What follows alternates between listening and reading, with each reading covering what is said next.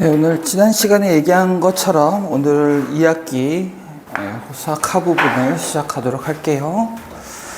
네, 어서 오세요. 희찬이 저거 안 건드리고 잘 들어갈 수 있지? 건드리게 되면 다시 조절하면 되긴 해. 거기 앉을 거야? 림보. 네.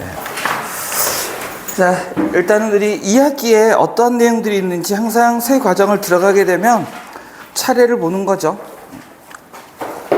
자, 여러분 차례를 펼쳐보면, 자, 수학하는요, 수학하는 이런 내용으로 들어있습니다. 자, 첫 번째 단원이요. 자, 집합과 명제 이렇게 돼 있어요.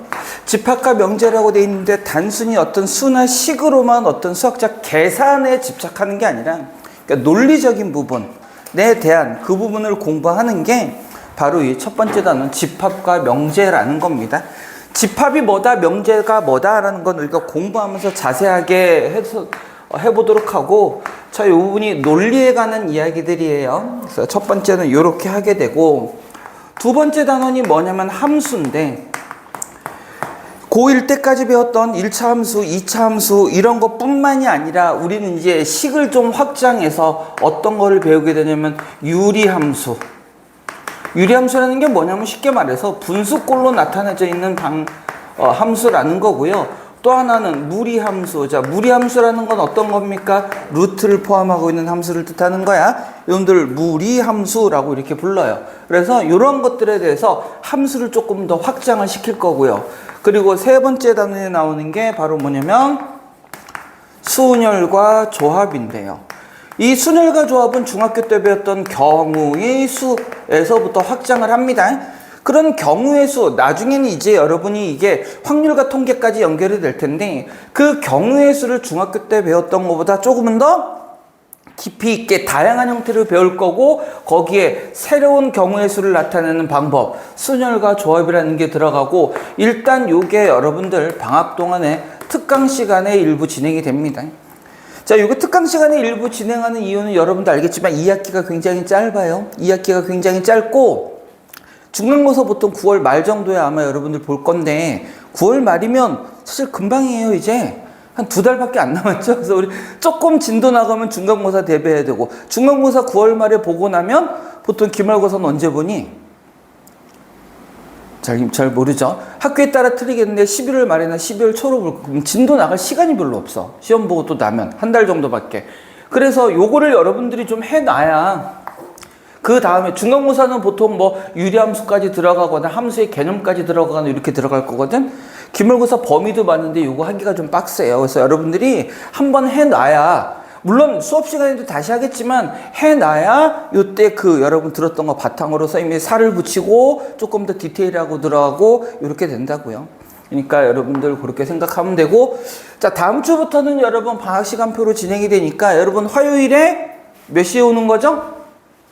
화요일에 몇 시에 오는 거지 아니야? 2시 반입니다. 2시 반. 화요일에 2시 반에 오면 돼요. 자, 요렇게 진행이 될 거고, 오늘은 우리 첫 번째 단원의 집합이란 이야기부터 출발을 하도록 할게요. 자, 먼저 집합이라는 게 뭐고 어떤 의미를 담고 왜 생겨났는지에 대한 이야기부터 좀 간단히 해보도록 하겠습니다. 자, 집합이고요. 우리말로 또 한자어로 되다 보니까 집합이라는 말을 사용하고, 영어로는 뭐냐면 set이라고 불러요. set. 우리가 흔히 아는 무슨 세트라고 부르는 그 set을 이야기합니다. 요거를 영어로 집합이라고 이거를 우리말로 집합이라고 얘기를 해요. 그러니까 말 그대로 뭔가 세트를 갖추기 위한, 하나의 무리를 이루기 위한 그런 것들을 집합이다라고 이렇게 이야기하는데, 보통 수학적으로 이렇게 얘기합니다. 집합이란 건 대상을 명확히 할 수 있는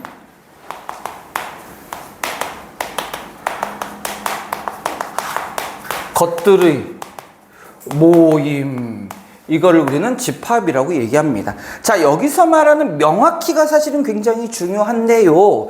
이 명확히라는 말의 의미는 뭐냐면, 정상적인 사람이라면, 그러니까 정신이 약간 이상하지 않고 정상적인 사람이라면 그 기준을 누구나 동의할 수 있는 걸 얘기하는 거야. 자, 예를 들어서 우리 키를 갖고 얘기를 한번 해볼까? 몸무게를 갖고 한번 얘기를 해볼까? 키를 갖고 얘기하자. 예를 들어 내가 키가 큰 사람들의 모임이라고 얘기를 했다고 한번 가정을 해보자고. 키가 큰 사람. 그러면 한이야, 키가 큰 사람들의 모임엔 내가 들어갈 수 있을까 없을까? 야, 키 한 170만 넘으면 큰 거지. 자, 이게 바로 뭐야? 사람마다 그 기준이 다를 수 있다라는 거지. 그러면 그렇게 했을 때는 그 모임은 집합이 될 수 있다 없다? 없다라는 얘기야. 근데 좀 전에 선생님이 얘기한 것처럼 키 170cm 이상인 사람들의 모임이라고 얘기하면 그 기준이 어때요? 정확하게 170 이상이라는 기준이 생기지? 그러면 그때는 재면 되니까. 물론 키를 169짜리가 나 재봤더니 170이야. 이거는 걔가 비정상인 거고, 키는 재면 나오는 거니까 기준이 정확하게 됐을 때 그때는 뭐가 될 수 있다는 얘기야? 집합이 될 수 있다는 얘기야. 따라서 대상을 명확히 할 수 있다라는 얘기는 그 기준이 정확하게 나와 있다라는 겁니다. 그런 경우를 우리는 뭐라고 한다? 집합이라고 한다라는 거야. 뭐 이런 것도 있어요. 뭐 흔히 제일 많이 나오는 예가 뭐 예쁜 꽃들의 모임.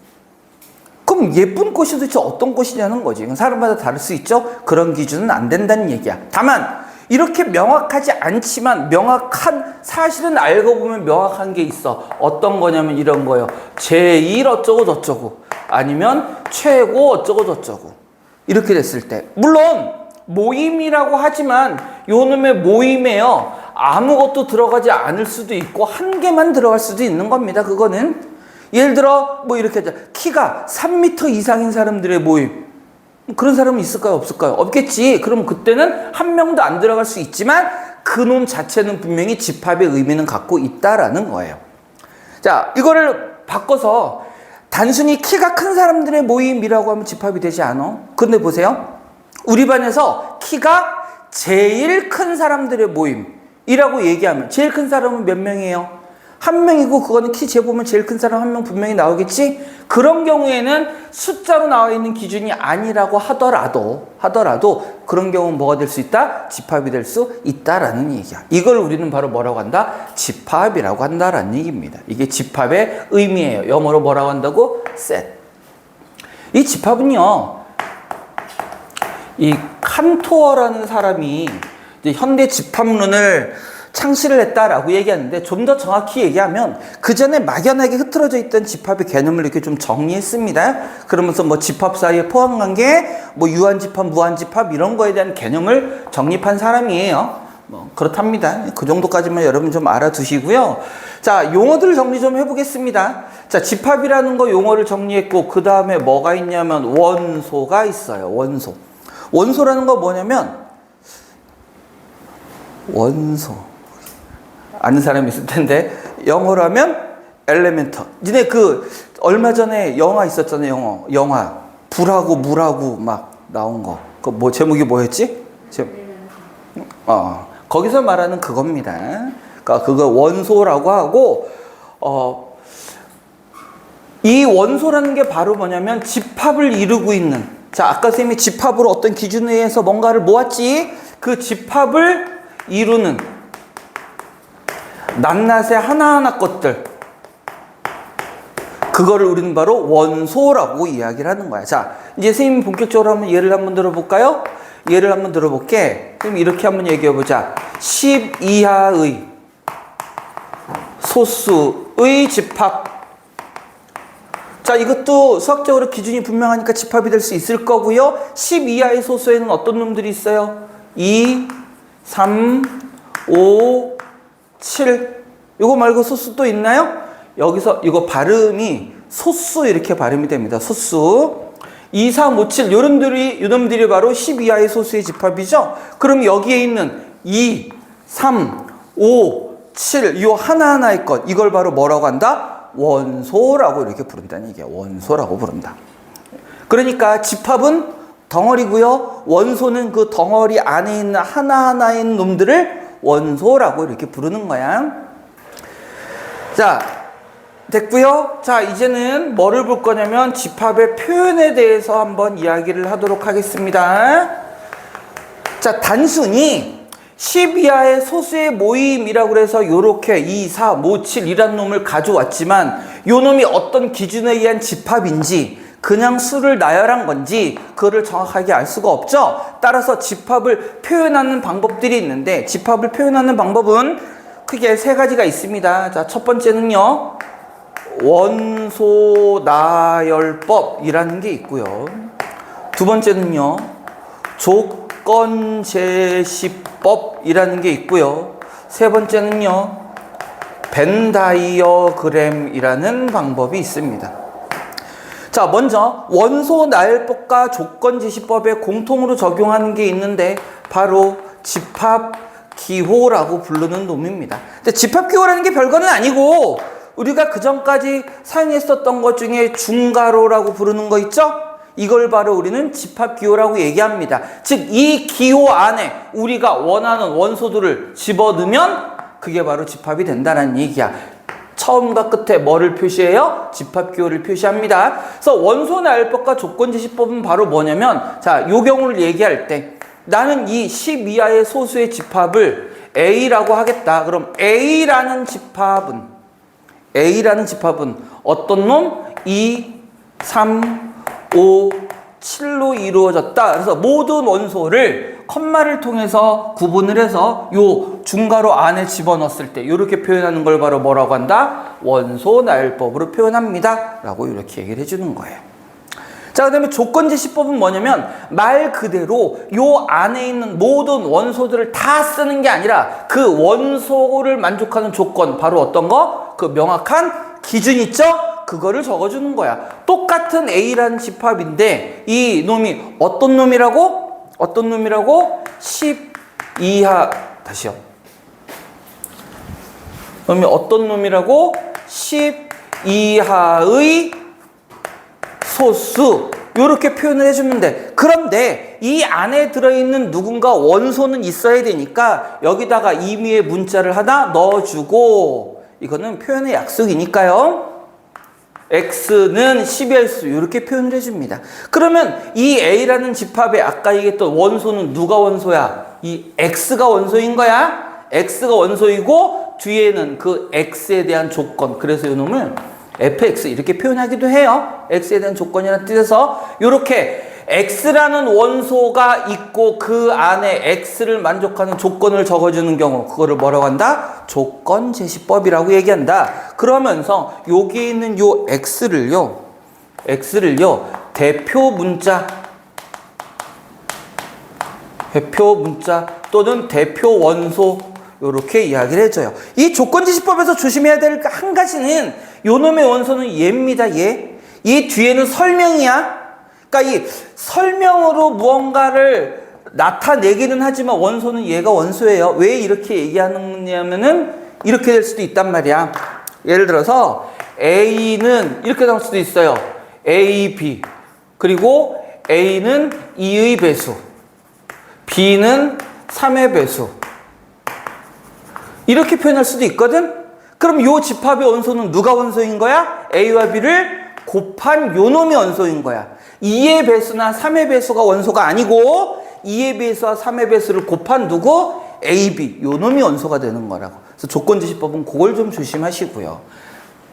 그 다음 마지막 세 번째로 벤 다이어그램인데요. 벤 다이어그램에서 다이어그램이 무슨 뜻인지 아는 사람? 다이어그램은 도형, 기호 이런 뜻입니다. 그래서 수학자 벤이라는 사람이요, 도형을 통해서 집합을 표현했어. 그걸 벤 다이어그램이라고 하는데 보통은 이렇게 얘기합니다. 집합의 이름이고요. 대체적으로 원, 근데 꼭 원은 아니어야 돼. 타원이어도 되고요. 아니면 요는 이렇게 사각형으로 그려도 상관은 없습니다. 도형을 통해서 경계선을 만들고 이 경계 안에다가 이 집합의 원소들을 적어주거나, 근데 벤 다이어그램 안에서는 컴마 안 찍어줍니다. 원소 나열법에서는 컴마 꼭 찍어야 되고요. 벤 다이어그램에서는 안 찍습니다. 그리고 이렇게 표현하거나 또는 여기에다가 뭐를 적어줘도 돼? 그 조건을 적어줘도 돼. 이렇게 표현하는 걸 우리는 뭐라고 한다? 벤 다이어그램이라고 한다. 그리고 실제로 우리가 어떤 집합에 관한 문제를 풀 땐 이 벤 다이어그램을 활용하는 경우가 굉장히 많아요. 굉장히 많으니까 요 벤 다이어그램 그리는 연습도 우리는 많이 해 봐야 될 겁니다. 자, 이제 여기까지 이야기했고요. 요 원소에 대한 것만 조금 더 들여다 보도록 합시다. 자, 집합을 이루고 있는 안에 들어있는 놈을 우리 원소라고 한다 그랬고, 여기 있는 2, 3, 5, 7. 자, 이제는 원소의 날법으로 표현했으니까 요 놈 보자. 여기는 2, 3, 5, 7이 바로 집합 A 안에 들어있는 원소들이지. 그럼 우리는 2, 3, 5, 7이라는 요 놈이 A의 원소다라는 걸 나타낼 수 있어야 될 거잖아. 그래서 보통 이렇게 표현합니다. 2라는 놈이 있는데 그 놈은 집합 A의 원소예요. 아까 원소를 영어로 element. 그래서 알파벳 E를 변형한 이런 모양을 써줘요. 자, 중요한 건 이렇게 벌어진 쪽에 집합이 들어갑니다. 이거 반대로 하면 안 돼요. 그래서 여기는 뭐가 들어가고? 원소. 이쪽엔 누가 들어가는 거야? 집합이 들어가는 거야? 그럼 이게 바로 무슨 뜻이 된다고? 2는 A의 원소입니다. 이렇게 읽어주고, 또는 2는 A에 속한다, 이렇게도 얘기합니다. 그러니까 속한다라는 말은 원소에서 사용하는 거야. 자, 마찬가지로 3도 그렇게 표현할 수 있고 5도 그렇게 표현하고 7도 그렇게 표현할 수 있을 거야. 그런데 4라는 놈은 집합 A의 원소입니다. 그럼 요거 마저 틀려. 틀리죠. 그럼 원소가 아닐 거 아니야. 그 원소가 아니다라는 건 어떻게 표현해? 여기에다가 이렇게 사선을 그어줍니다. 그럼 이때는 4가 A의 원소가 아니다라는 뜻인 거야. 또는 4는 A에 속하지 않는다. 이렇게 이야기를 해줍니다. 자, 여기까지 해서 집합에서 나오는 가장 기본적인 용어들 먼저 좀 정리를 좀 해봤고요. 자, 이제 요거 좀 지울게요. 요거 좀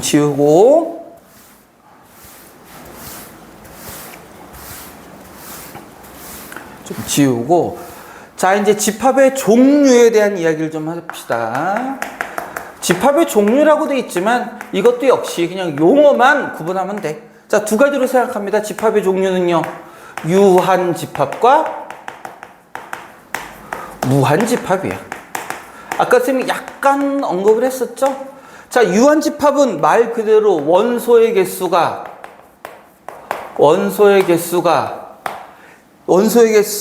유한하다라고 얘기하는데, 개수가 맞냐? 개수가 맞냐? 개수지, 개수. 그렇잖아. 개수야.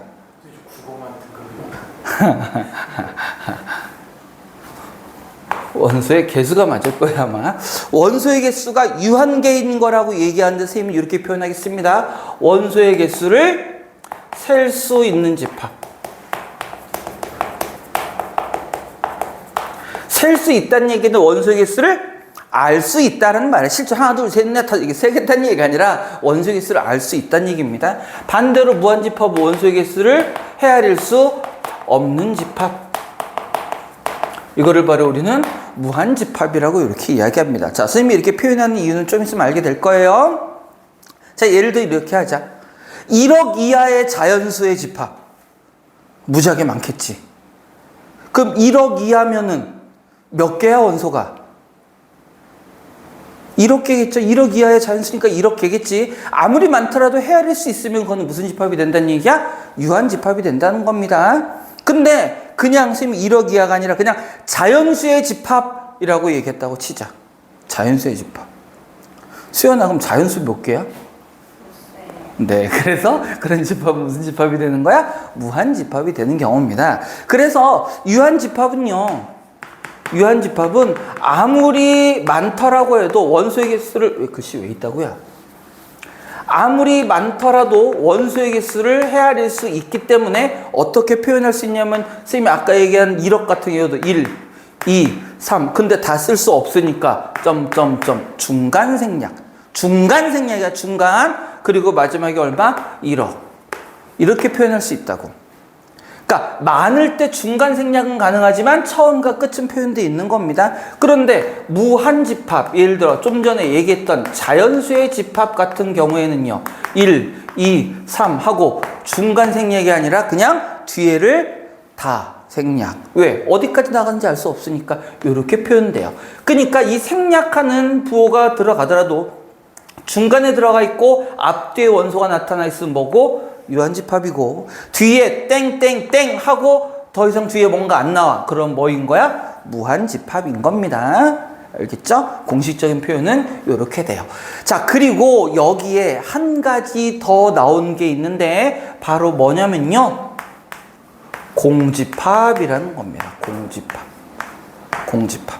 자, 공집합은 뭘 보고 공집합이란 얘기냐면, 여기서 말하는 공이요, 빌 공자를 쓰는 겁니다. 비어있다는 얘기야. 즉 원소가 어떤 놈? 0개인 집합, 그걸 바로 우리는 뭐라고 한다? 공집합이다 라고 이렇게 합니다. 원소가 0개인 집합. 그리고 공집합의 표현은요, 첫 번째는 우리 집합기호라고 그랬지? 집합기호 안에 원소 하나도 안 쓰는 거야. 원소가 없는 거죠. 이렇게 공집합을 쓰기도 하고요. 또는 여러분 마라탕 먹을 때 집어넣는 오뎅 꼬치처럼 생긴 요런 놈, 요렇게 표현하고도 이것도 공집합이라고 얘기합니다. 이거는요, 그리스 로마 문자 파이예요. 파이.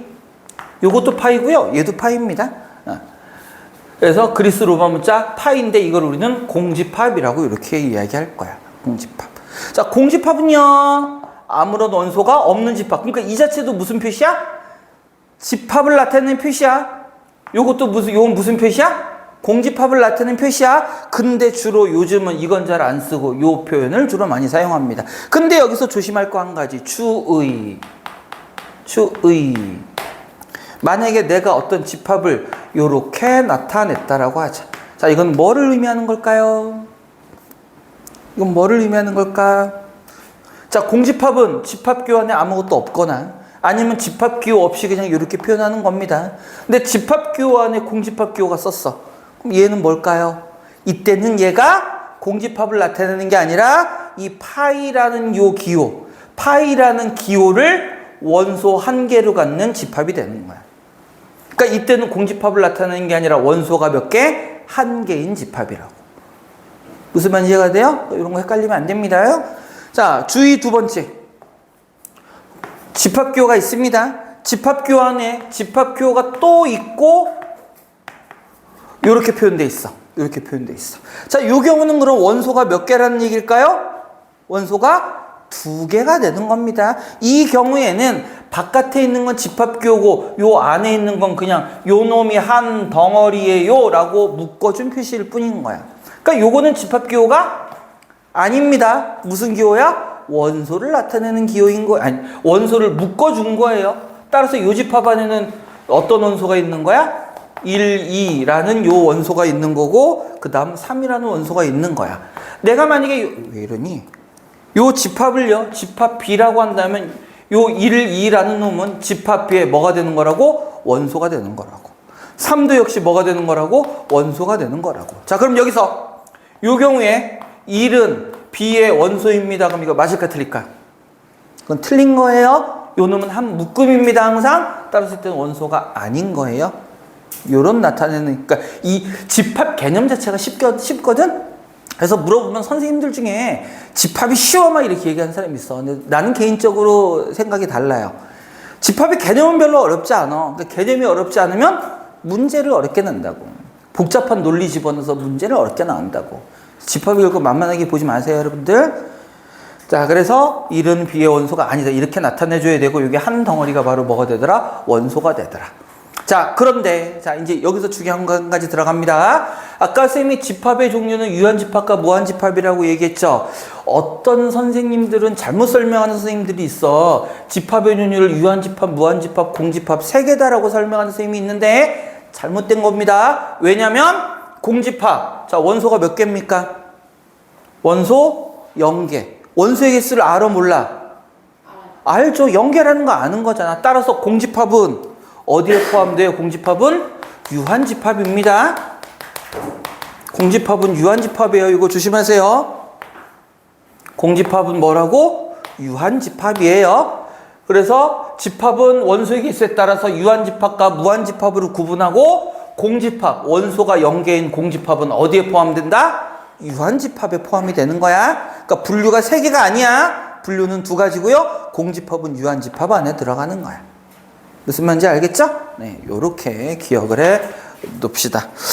자, 일단 여기까지 이야기를 했고, 자, 이제부터 조금 복잡해집니다. 요 개념, 오늘 개념은 1교시에는 요거까지 얘기를 할 건데, 자, 뭐 하냐면, 유한집합.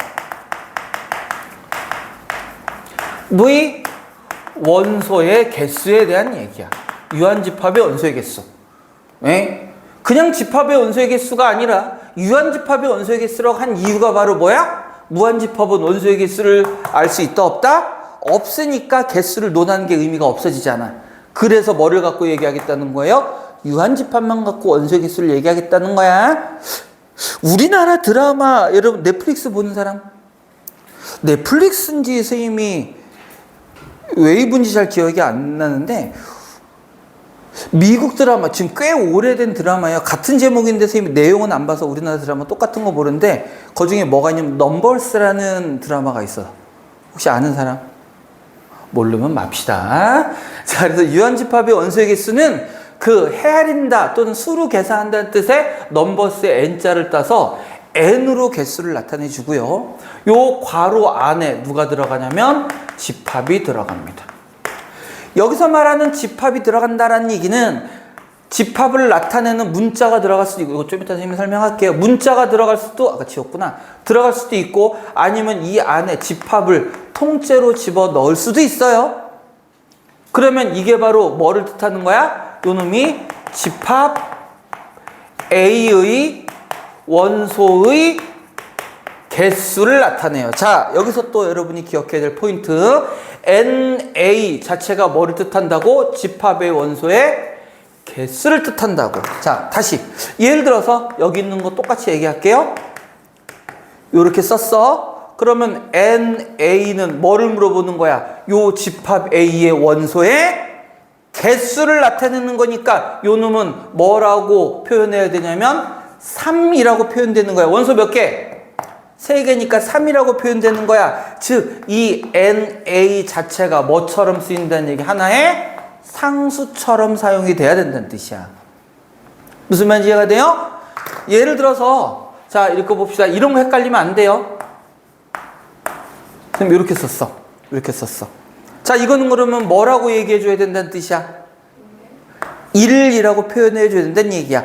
집합 안에 들어있는 원소의 모양은 관계가 없어. 모양은 관계가 없고 뭐만 보는 거야? 개수만 갖고 얘기하는 거야. 개수만 갖고. 자,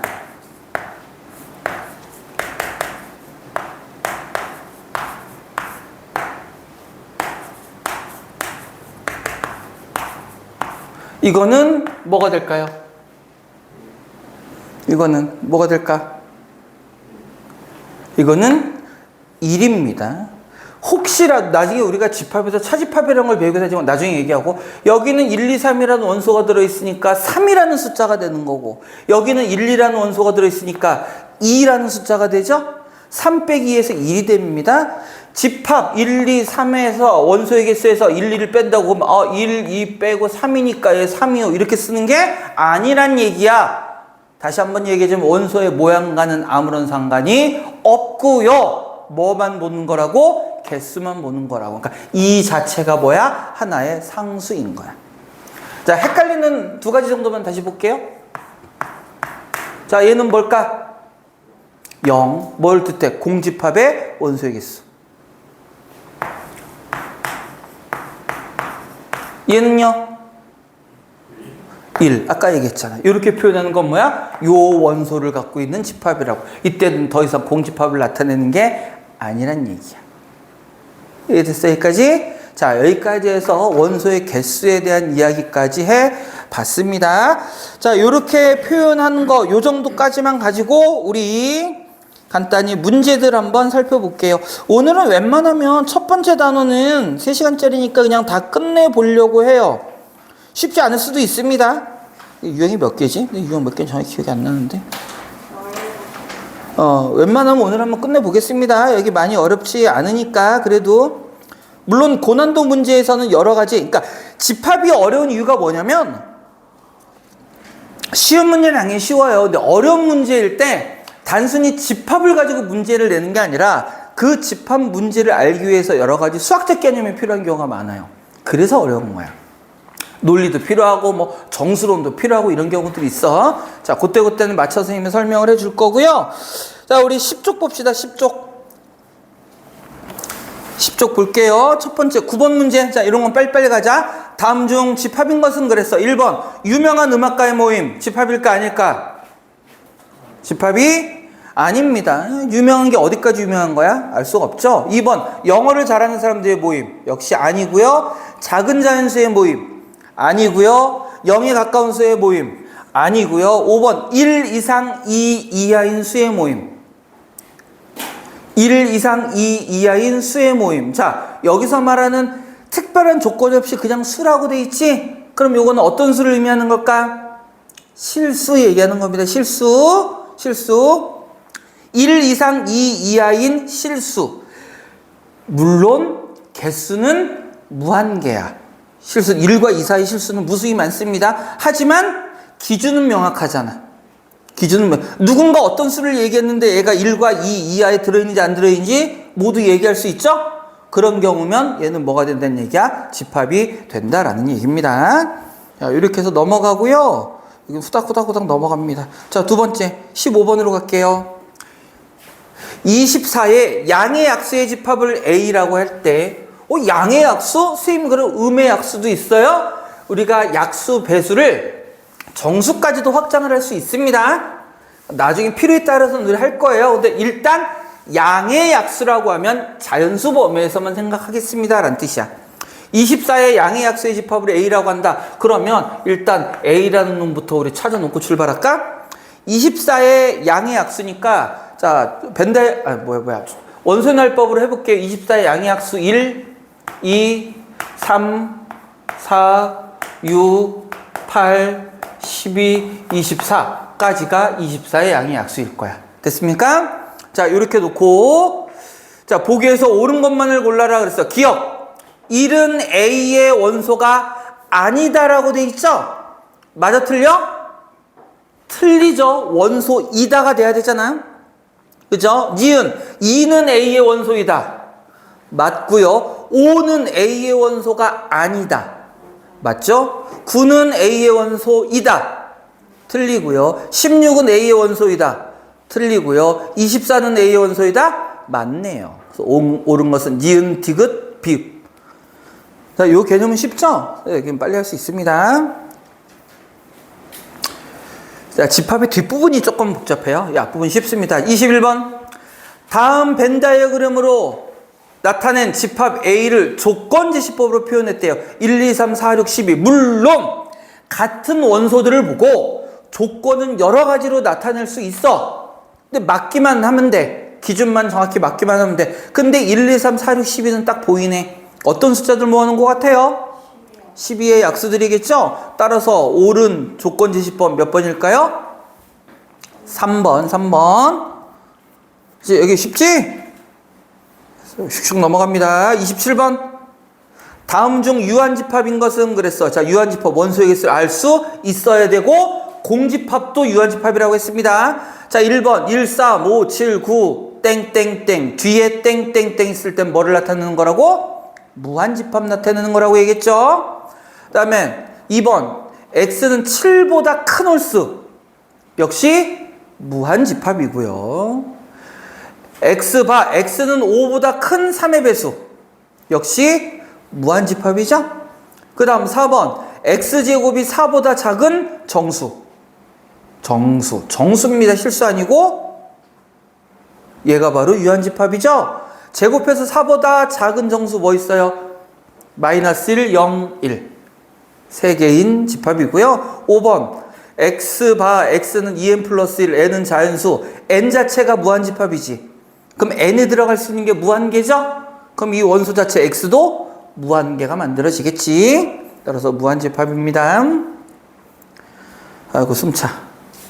자, 30번 다음 중 옳지 않은 것은 이라고 그랬어. 자, 1번 집합 A가 마이너스 1, 0, 1, 2라는 원소로 이루어져 있습니다. 그러면 NA 뭐를 뜻해? A의 원소의 개수는 4. 맞나요? 맞죠? 2번 자, 두 집합의 원소의 개수를 더했어. 그럼 2다. 맞습니까? 맞고요. 3번 C가 공집합이면 C의 원소의 개수는 0개다. 맞죠? 4번 X바 X는 1 이상 10 이하의 자연수래. 그러면 몇 개? 10개? 맞죠? 야, 5번에 선생님이 의도한 건 아닌데 똑같은 예가 들어있네요. 그죠? 3이 남았다가 아니라고 그랬지. 원소의 개수를 물어보는 거라고 그랬습니다. 따라서 옳지 않은 것은 5번이네요. 저게 워낙 예로 많이 나와서 그래. 선생님도 그걸 쓴 거야. 여긴 레벨 3가 하나 있습니다. 38번. 38번은 한번 봅시다.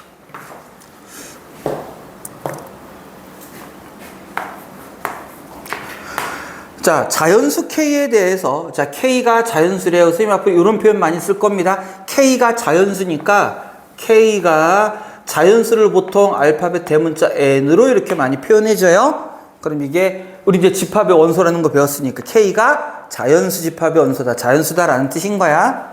이때 AK라는 집합은요, X바, X제곱 더하기 4X 더하기 K는 여기고 X는 실수래요. 자, 좀 이따 자세히 들여다보고요. 이때 NA1 더하기 NA2 더하기 쭉 더해서 NA10의 값이 얼마냐? 원소의 개수를 더하라는 얘기지. A1, A2니까 요 K자리에 뭐가 들어가는 거야? 1부터 10까지 넣어주세요. 그럼 집합이 몇 개 만들어져? 10개의 집합이 만들어지는 거죠. K가 1일 때, K가 2일 때, K가 3일 때. 그리고 그 K는 어디에도 있어? 여기에도 있다고. 여기에도 있다고. 자, 근데 요 놈이 지금 어떤 꼴입니까? 2차 방정식의 꼴이죠? 2차 방정식입니다. 그리고 그 X라는 놈이 바로 누구인 거야? 이 2차 방정식의 해를 뜻하죠? 맞습니까? 그러면서 X가 실수라고 그랬으니까 해 중에서도 어떤 해? 실근을 얘기하는 거겠지? 그러면 NA1 개수니까 이건 결국 뭐를 물어보는 거야? 실근의 개수를 물어보는 얘기라고. 여기까지 됐어요? 무슨 뜻인지? 즉 여기에 표현되는 요 놈들은 여기에는 K가 1일 때 실근의 개수, 2일 때 실근의 개수 쭉 해서 마지막으로 10 들어갔을 때 실근의 개수를 뜻하는 거라고. 자, 실근의 개수니까 결국 요 놈이 될 수 있는 건 뭘까? 셋 중에 하나일 거야. 2 아니면 1 아니면 0. 우리가 2차 방정식의 실근의 개수는 세 가지잖아요. 서로 다른 두 실근이거나 중근이거나 허근이거나, 허근이면 실근은 몇 개인 거야? 0개인 거니까. 그럼 결국은 실근의 개수에 관한 문제니까 요거 뭘 이용해서 문제 풀란 얘기일까? 판별식 이용하라는 얘기예요. 판별식. 자, 그럼 요 방정식의 실근의 개수를 찾고 싶은 거니까 짝수 판별식 이용하겠습니다. 짝수 판별식 이용하면요, B'의 제곱 마이너스 AC니까 K. 실근 요 놈이 0보다 크면은 몇 개인 거고? 2개. 0이면은 1개, 0보다 작으면 0개라는 얘기죠. 그럼 요때 한번 생각해 볼까? K 이항하면 결국 K가 4보다 작을 때는 몇 개? 2개. K가 4가 되면 몇 개? 1개. K가 4보다 크면 몇 개? 0개. 그럼 이 말은 무슨 뜻이야? NA1, NA2, NA3 4보다 작을 때까지는 몇 개라는 얘기야? 2개. 그럼 2개짜리는 몇 개 있고요? 3개가 들어있을 거고. 그 다음 K가 4일 때, 그래서 K가 4일 때, 즉 NA4는 얼마란 얘기? 1이란 얘기. 그리고 나머지 A5부터는 원소의 개수가 모두 몇 개일 거다? 0개일 거다. 이건 하나만 하겠죠. 그래서 결국 이거를 물어보는 거라고. 그럼 얼마? 7이 답이 될 거예요. 무슨 말인지 이해됐죠? 어려운 얘기는 없습니다. 자, 다음. 잠깐만요. 와, 벌써 우리 아까 개념 한 거는 다 끝났어요. 이 정도밖에 안 돼. 아까 열심히 개념 배웠지만 문제는 유형이 5가지 정도밖에 안 해요. 자, 그래서 원래 1교시 개념을 거기까지 하려고 그러는데 한 가지 더 해야겠다. 어쩔 수 없네. 자, 다시 우리 개념 쪽으로 좀 가볼까요? 역시 또 중요한 개념, 가장 많이 다뤄지는 개념입니다. 바로 뭐냐면 집합의 포함관계. 포함관계야. 자, 이거는 이런 개념으로 여러분 생각을 하면 돼. 그냥 쉽게 얘기하자. 자, 2천은 경기도 안에 들어있죠? 그럼 2천은 경기도에 포함이 된 걸 거야. 경기도는 대한민국 안에 들어있죠? 그러면 경기도는 대한민국에 포함되어 있는 거야. 그럼 당연히 2천도 대한민국에 포함되어 있죠? 이러한 의미의 포함을 뜻한다고. 바로 이겁니다. 우리는 뭐라고 표현을 하냐면 부분집합이라고 이야기하는데, 자, 수학적 정의부터 얘기할게요. 수학적 정의가 얘기할게요. 임의의 어떤 원소 x가 a의 원소일 때, 그 x가 무조건 뭐가 되면, b의 원소가 되면. 자, 이거 수학적이니까 조금 딱딱한 언어를 쓰는데 정확히 다시 표현할게요.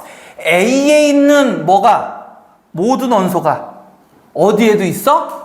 집합 B에도 들어있을 때. 그 얘기는 뭐야? A에 있는 모든 원소가 B에도 다 들어있다. A의 어떤 원소를 들여다보든지 보니까 B에도 다 있더란 얘기야.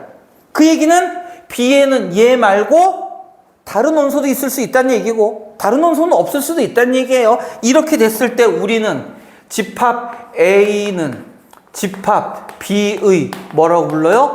부분집합이다 라고 이렇게 얘기하고요. 기호를 이렇게 나타냅니다. 집합 A와 집합 B가 있을 때 A가 B의 부분집합이다. 요렇게 표현을 해줍니다. 역시 이 경우도 벌려있는 쪽이 어떤 놈? 큰 집합이야. 이거 아직도 헷갈릴 수 있으니까 선생님이 이제 예를 들어볼게요. 자, 어떤 집합 B가요? 우린 B가 큰 놈이니까 B가 1, 2, 3 이렇게 있다라고 하자. 근데 집합 A를요, 난 이렇게 썼어. 1, 2. 그러면 집합 A에 있는 원소는요, 집합 B 안에 무조건 다 들어있죠? 이랬을 때 우리는 뭐라고 한다고? A를 집합 B의 부분집합이다. 이렇게 나타내준다라는 거야. 요 놈을 벤 다이어그램 표현하면 이렇게 되겠죠? 집합 B가 이렇게 있고요. 집합 A는 그 안에 일부를 갖고 있어요. 1, 2를. 그리고 3은 집합 B에는 들어있지만 A에는 들어있지 않죠? 이런 형태를 띌 때를 바로 부분집합. 근데 이제 이거에 너무 집착하면 안 돼. 좀 이따 부연 설명하겠지만, 이렇게 이야기를 하고요. 요거를 읽어줄 때는 이렇게 읽어줍니다. 위에 A는 B의 부분집합이다 라고 이렇게도 읽지만, A는 B에 포함된다. 국어야, 국어. A는 B에 포함된다. A라는 놈이 B에 포함되어 있죠. 포함된다. 또는 B는 A를 포함한다. 똑같은 얘기입니다. 그 국어야. 국어. 포함된다. 포함한다. 이렇게도 나타내 줍니다. 자, 그런데 난 여기 어떤 C라는 집합을 이야기했어. C라는 집합은 어떤 놈이냐면 3, 4라는 놈이야. 그러니까 개수가 많고 적은 걸 얘기하는 게 아닙니다. 원소를 들여다보는 거야. C에 있는 3이라는 원소는 B에 들어있네. 근데 4라는 원소는 B에 있어, 없어? 없어. 그럼 우리는 이때는 집합 C가 B의 부분집합입니다. 얘기할 수 있니, 없니? 없잖아. 모든 원소가 다 들어있지 않잖아. 그럼 그때는 부분집합이 아니다. 역시 사선으로 그어줍니다. 그럼 C는 B의 부분집합이 아니다라는 뜻이 되는 거고, 자, 여기서 중요한 거. 공집합은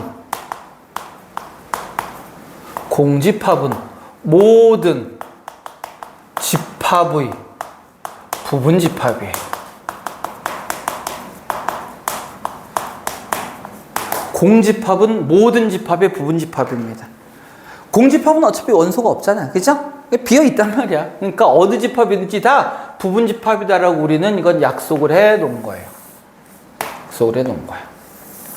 자, 그럼 우리 이제 요거 AC는 알겠어. 나는 이 B라는 이 집합을 가지고요. 이 B의 부분 집합이 될 수 있는 놈을 다 찾아볼 거야. 다 찾아볼 거야. 집합 기호가 필요합니다. 자, 찾을 땐 이렇게 찾으면 돼. 지금 얘 원소가 몇 개니? 3개지. 그러면 일단은 원소가 0개인 놈. 누구? 공집합. 공집합도 요 놈의 부분집합이라고 했잖아. 부분집합 될 겁니다. 자, 그 다음엔 원소의 개수 순서대로 해주는 거야. 원소의 개수가 1개일 때 1인 놈, 2인 놈, 3인 놈. 원소의 개수가 1개인 놈이죠?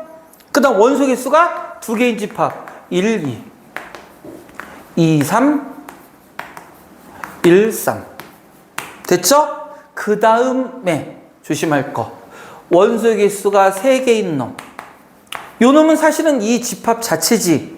요 놈도 뭐라고 그래? 이 집합의 부분집합. 두 집합이 같아도 부분집합이라고 이야기해 줍니다. 요것만 좀 조심하세요. 선생님, 얘는 일부분이 아닌데요? 그래도 우리는 부분집합이라고 약속을 해요. 그래서 부분집합을 나타낼 때는 자기 자신까지 표현을 해주지만 뭔가 부분집합이라고 얘기하기 찝찝하단 말이야. 그래서 자기 자신을 제외한 나머지 부분집합 있죠? 이걸 우리는 뭐라고 얘기하냐면 진부분집합이라고 이야기합니다. 조심하세요. 부분집합 자체를 얘기할 때는 자기 자신도 그대로 들어갑니다. 하지만 자기 자신을 제외한 나머지를 얘기할 때를 뭐라고 한다고? 진부분집합이라고 이야기한다고. 용어에 조심하시고요. 공집합도 모든 집합의 부분집합입니다. 그 여기 있는 요것들도 다 집합이야. 원소가 0개인 놈, 1개인 놈, 2개인 놈, 3개인 놈. 자, 근데 만약에 내가 이 집합 B라는 놈을 이렇게 딱 주고 요 놈으로 만들 수 있는 부분집합은 전부 몇 개일까라고 물어봤다면 물론 이렇게 다 펼쳐서 하는 방법도 있겠죠. 부분집합 몇 개? 하나, 둘, 셋, 넷, 다섯, 여섯, 일곱, 8개요. 이렇게 얘기할 수도 있고. 진부분집합은요. 거기서 자기 자신만 빼면 되니까 8 빼기 1에서 7개요. 이렇게 얘기할 수도 있겠지만 내가 만약에 원소의 개수가 10개야. 그걸 갖고 부분집합을 몇 개인지를 찾으래. 그러면 그 10개짜리 원소를 가지고 부분집합 다 만들면요. 원소 0개인 거, 1개인 거, 2개인 거, 3개인 거, 4개인 거, 5개인 거 무지하게 많아요. 무지하게 많아요. 자, 그래서 오늘의 내용 중에 가장 중요한 겁니다. 부분집합의 개수예요. 부분집합의 개수. 어떤 놈이 부분집합의 개수를 찾아라 라고 이렇게 이야기하면요. 부분집합의 개수를 찾아라 라고 이야기하면 어떤 집합 A의 원소의 개수를 먼저 찾아요.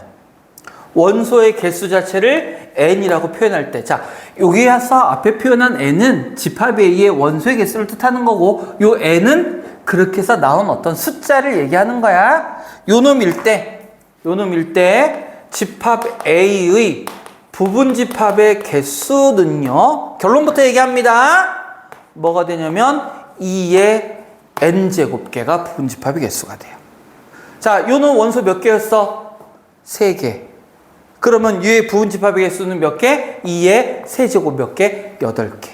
원소가 10개짜리 집합이 있어. 그럼 그놈의 부분집합의 개수는 2의 10제곱. 원소가 10개라면 2의 10제곱개가 부분집합의 개수가 된다고. 그러니까 다 나열할 수가 없잖아. 2의 10제곱이면 얼마니? 1024잖아요. 그거 다 나열할 수는 없다고. 이렇게 해주면 되고. 당연히 진부분집합의 개수는 어떻게 구하면 돼요? 원소의 개수를 구한 다음에 빼기 1. 이거 조심해야 됩니다. 요 n에서 빼주면 안 돼요. 전체 부분집합에서 자기 자신 한 개만 빼는 거니까 부분집합의 개수 빼기 1개입니다. 여기까지 됐죠? 자, 그 다음 요 n개의 원소 다 지금 연결이 되는 거야. 자, 첫 번째는 이렇게 되고요. 자, 두 번째, 이 집합 A라는 놈 중에 특정한 특정한 원소 L개는 반드시 포함하고 M개는 제외시키는, 그 Z자예요. M개를 제외시키는 부분집합의 개수는 어떻게 될 거냐? 자, 요거를 하기 전에 요 원리에 대한 설명을 합니다.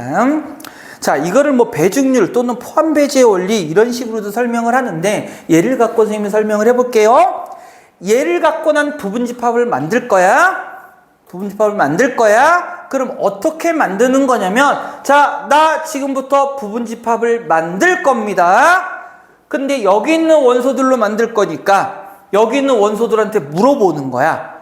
야, 1, 나 부분집합 만들 건데 너 올래 안 올래?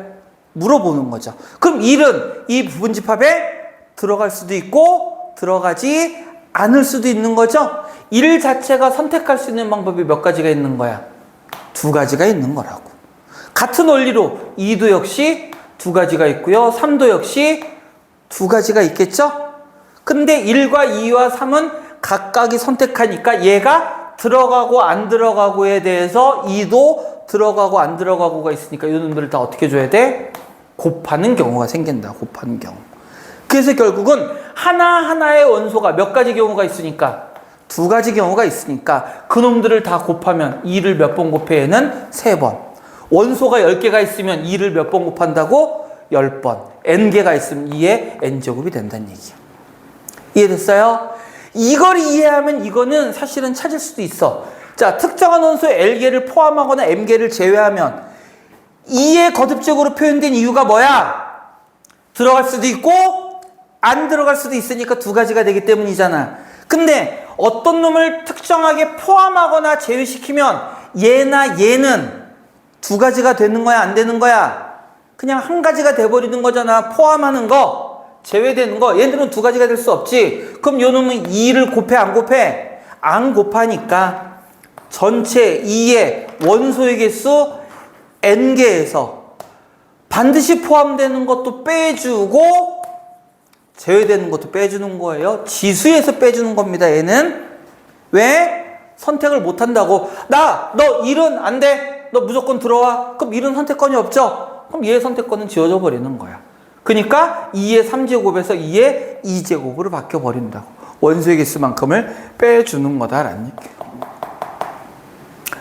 이해됐죠? 자, 요거를 이용해서 우리 문제 많이 나옵니다. 부분집합의 개수 문제는 무조건 학교 시험에 나와요. 무조건 학교 시험에 나오니까. 근데 다시 얘기하지만 요거는 별로 어렵지 않죠. 근데 요 어떤 집합에 대해서 분석하는 게 아마 어렵게 나올 거야. 나오면 부분집합의 개수까지 이야기했습니다. 자, 여기까지 이제는 아마 여기서부터는 포함관계에 포함한 문제들이 좀 많이 나올 겁니다. 자, 마지막으로 한 가지만 이야기하고 개념은 마칠게요. 아까 우리 집합 얘기할 때, 자, 2개가 같은 집합일 때도 부분집합이라고 얘기했지. 이거를 뭐 말장난 있네. 만약에 내가 집합 A는 1, 2, 3이라고 썼어. 근데 집합 B는요, 3 이하, 조건제시법으로 X는 3 이하의 자연수라고 했다고 치자. 그럼 사실은 뭐야? 3 이하의 자연수니까 1, 2, 3 똑같은 거지? 그럼 두 집합은요, 얘랑 얘랑 똑같으니까 그럼 얘는 이렇게 부분집합 되네? 할 수 있을까요? 할 수 있지. 같은 집합도 부분집합 된다고 그랬잖아. 반대로 해도 되겠죠? 이렇게 서로가 서로의 부분집합이 될 때, 이때 우리는 두 집합이 서로 같다 등호를 이용해서 나타내 주기도 하고요.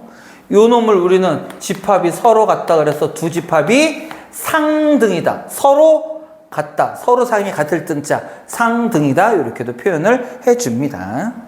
그러니까 상등이라는 건 뭐야? 같다는 얘기고, 두 집합이 같다는 얘기고, 두 집합이 같다는 얘기는 서로가 서로의 뭐가 될 수 있다? 부분집합이 될 수 있다. A와 B가 어떨 수도 있다? 같을 수도 있다. A가 1, 2, 3인데 B도 뭐일 수도 있다? 1, 2, 3일 수도 있다. 이렇게 표현하는 게 가능하다라는 얘기예요. 오케이? 자, 요거 문제 들어가기 전에 예전에 어떤 학교에서 논술형으로 나왔는데 다 틀린 거 있어요. 다 틀린 거. 자, 두 집합 A와 B가 있습니다. A와 B가 부분집합일 때 요 두 집합의 관계를 뭘로 나타내라? 벤 다이어그램으로 나타내라 그랬어. 되게 쉬워 보이잖아. 벤 다이어그램으로 나타내라. 근데 이거 반 이상의 학생들이 틀렸어요. 자, 왜냐면 A가 B의 부분집합이니까 B 안에 당연히 A가 이렇게 들어있습니다. 이렇게 표현 가능하겠죠? 다시 한번 얘기지만 큰 집합적으로 벌린다고. 그래서 이렇게 해서 학생들이 틀렸어. 왜? 어떤 경우도 있을 수 있어? 좀 전에 얘기했지만 A와 B가 같은 이런 벤 다이어그램이 그려질 수도 있다고. 그래서 이게 논술형으로 나왔을 때 이 두 가지 벤 다이어그램을 모두 다 그려줬어야 되는 거예요. 그래야 맞는다고. 그래서 서로 상등인 집합도 서로가 서로의 부분 집합이 될 수 있다라는 거까지 설명하고, 문제 몇 개만 봅시다. 자, 39번 볼게요. 15쪽입니다. 맞나? 맞죠? 네, 39번. 집합 A가 이렇게 생겨 먹었어. 이거는 어렵진 않지만 한번 쓰고 갈까요? 집합 A가. 그러니까 선생님이 설명한 얘기 다 들어있어. 요거를 선생님이 따로 설명할까 하다가 문제에 나와 있어서, 자, 아직 보기 전에, 보지 말고 우리 요것만 갖고 선생님이 할 수 있는 얘기를 다 할게요. 자, 먼저, 집합 기호 안에 요 모양이 들어있으면 얘는 공집합이 아니고 뭐라고? 하나의 기호인 원소라고. 그러니까 요 놈은 A의 원소입니다. 이러면 맞는 거야, 틀리는 거야? 그거 맞을까요, 틀릴까요? 맞는 겁니다. 맞는 거예요. 자, 그런데 요 놈은 A의 부분집합이다. 이러면 맞을까, 틀릴까? 맞을까, 틀릴까? 요것도 맞는 겁니다. 다만 여기서 원소를 나타낼 때는 얘고요. 여기서 나타낼 때는 얘가 아니라 그냥 무슨 의미야? 공집합 기호인 거야. 이건 공집합 기호는 약속되어 있는 거거든. 그러니까 공집합은 모든 집합의 부분집합이니까 된다라는 얘기예요. Understand? Understand? 자, 그 다음 1, 2는 A의 부분집합이다. 맞아요, 틀려요? 맞아, 틀려? 이거 맞을까, 틀릴까? 틀려요. 왜? 집합기호 안에 또 집합기호가 있으면 얘는 집합기호가 아니라 얘를 뭘로 보라는 뜻이라고? 한 덩어리로 보라라는 뜻이라고 그랬으니까 이 자체가 한 개의 뭐가 된다고? 원소가 된다고. 따라서 어떻게 돼야 돼요? 이렇게 돼야 된다고, 이렇게. 그리고 얘를 부분집합을 나타내려면 1, 2만이 아니라 여기 또 뭐가 있어야 돼? 집합기호가 하나 더 있어야 돼요. 그럼 이때는 요 원소 하나를 원소로 갖는 집합이니까 이때는 A의 부분집합입니다. 이렇게 된다. 이해돼요? 자, 요 정도까지 하면 나머지는 구분할 수 있을 테니까. 자, 보기 봅니다. 이제 1번. 1은 A의 원소이다. 맞아요? 맞죠? 거기 1만 따로 있는 원소 있잖아? 맞고요. 자, 2번. 맞나요? 자, 이때는 어떤 의미야? 어떤 의미로 보면 돼? 어떤 의미로 보면 돼? 이때는 요 기호, 얘를 원소로 갖는 뭐야? 집합이잖아. 그러니까 요 놈은 집합이니까 A의 부분집합이라고 할 수 있어. 자, 이거 구분하세요. 요 놈은 부분집합 기호니까 양쪽에다 뭐가 나와야 돼? 집합. 얘는 원소 기호니까 요쪽에는 뭐가 나오고? 원소. 이쪽엔 뭐가 나오는 거야? 집합이 나오는 거야. 그럼 2번도 맞나요? 네, 맞습니다. 3번. 1을 원소로 갖는 집합은 A의 부분집합이다. 맞아요, 틀려요? 역시 맞고요. 4번. 1, 2는 A의 원소이다. 맞아요, 틀려요? 맞고. 누가 틀렸어? 5번이 틀렸죠. 5번이 틀렸죠? 자, 이렇게 해서 여러분들 문제 풀어보고 이것도 말장난하면 헷갈릴 수 있어. 우리 앞으로 연습해 볼 겁니다. 자, 43번 요 유형까지만 하고 1교시 남은 시간은 여러분들이 쭉 한번 다시 돌아보는 시간 갖도록 할게요. 43번 봅니다. 자, 여기다가 43번 이건 한번 문제 정리해 가면서 할게요. 자, 세 개의 집합이 주어져 있어요. A 집합은 이렇게 생겨 먹었고요. B라는 집합은 X바 절대값 X가 1보다 작거나 같고요. x는 정수. 집합 C는요.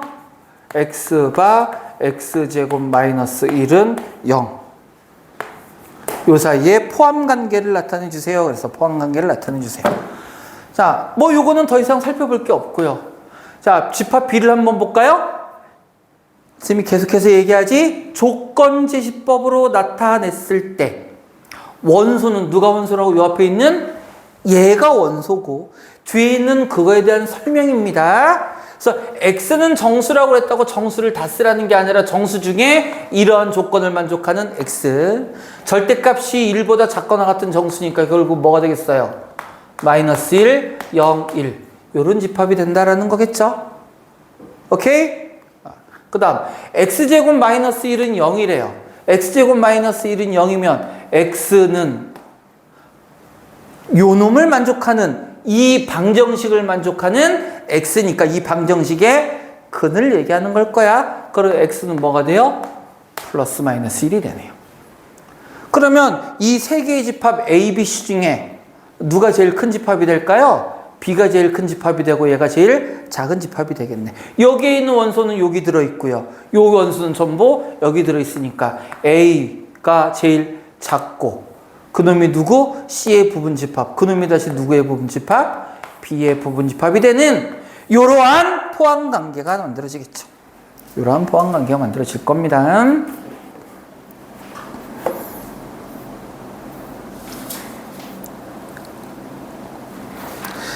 네, 8번부터는 우리 2교시의 문제, 유형 8부터는 2교시의 문제 풀어보고요. 여기까지 일단 하고 별로 어렵지 않잖아요. 금방 돌아볼 수 있을 거야. 자, 바로 밑에 한 문제씩 한번 검토하면서 복습하자.